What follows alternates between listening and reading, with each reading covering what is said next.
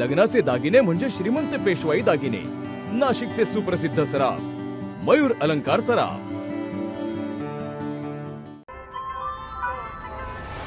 ताज्या बातम्यांसाठी नाशिक न्यूजच्या YouTube चॅनलला सबस्क्राईब करा आणि बेल आयकॉनला प्रेस करा.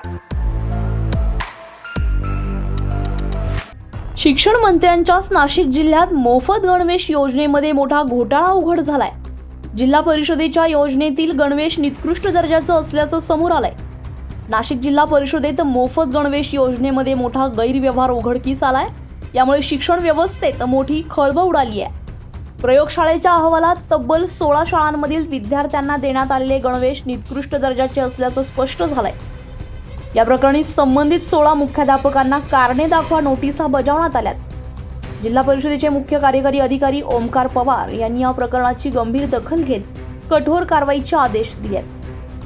गणवेश पुरवठ्यातील गैरव्यवहाराची सखोल चौकशी सुरू करण्यात आली असून दोषींवर कायदेशीर कारवाई होणार असल्याचं त्यांनी स्पष्ट केलं आहे. तसेच निकृष्ट कापड पुरवणाऱ्या पुरवठादारांवरही कारवाई होण्याची शक्यता व्यक्त केली जाते. या संपूर्ण प्रकरणामुळे नाशिक जिल्हा परिषदेत मोठी खळबळ उडाली आहे, तर शिक्षण व्यवस्थेतील त्रुटी पुन्हा एकदा समोर आल्यात.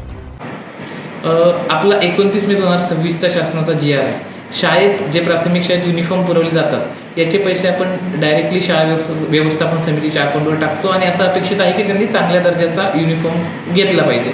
तर GR मध्ये 29 मेच्या GR पॉईंट नंबर 2 मध्ये GR मध्ये असलेलं आहे की ॲट मॅक्स तुम्ही 80% पॉलिस्टर आणि 20% कॉटन, म्हणजे तसं डिझायरेबल 70% पॉलिस्टर आणि 30% कॉटन असं आहे.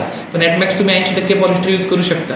तर आम्ही ज्या शाळांनी युनिफॉर्म दिले त्यांचे युनिफॉर्म आम्ही लॅबमध्ये तपासले तर त्याच्यात काहीमध्ये 100% पॉलिस्टर आढळले आणि म्हणजे जो क्रायटेरिया शासनाने दिलेला आहे तो पूर्ण होत नाही. म्हणजे शाळा व्यवस्थापन समितीने याची काळजी घेतलेली नाही असं दिसून येतं. किती शाळा या सगळ्या दरम्यान सुरुवातीला तुम्हाला दोषी आढळून आलेले आहेत आणि उर्वरित ज्या शाळा आहेत ज्यांनी अजून गणवेश दिलेला नाहीये त्यांना काय नेमक्या सूचना आहेत? आत्तापर्यंत 16 शाळांचे रिपोर्ट आमच्याकडे आलेले आहेत. त्याच्यातल्या जवळपास 14 शाळा अशा आहेत ज्यांच्यात 100% पॉलिस्टरचं प्रमाण आढळलेलं आहे आणि 0% कॉटनचं. तसे आम्ही प्रत्येक शाळेची तपासणी करणार आहोत. जसे जसे रिपोर्ट येतील तसे आम्ही कारवाई करणार. याचे अधिकार कारवाई करण्याचे जिल्हा परिषदकडे आहेत. तर योग्य ती कायदेशीर कारवाई केली जाईल.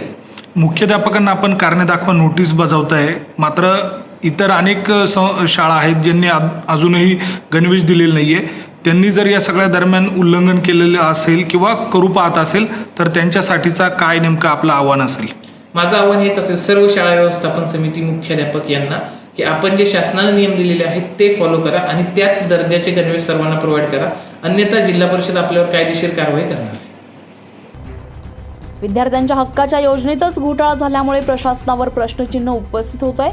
आता या प्रकरणात पुढे कोणावर कारवाई होते याकडे सर्वांचंच लक्ष लागलंय. संजय परमार, नाशिक न्यूज, नाशिक. ताज्या बातम्यांसाठी नाशिक न्यूजच्या YouTube चॅनलला सबस्क्राईब करा आणि बेल आयकॉनला प्रेस करा.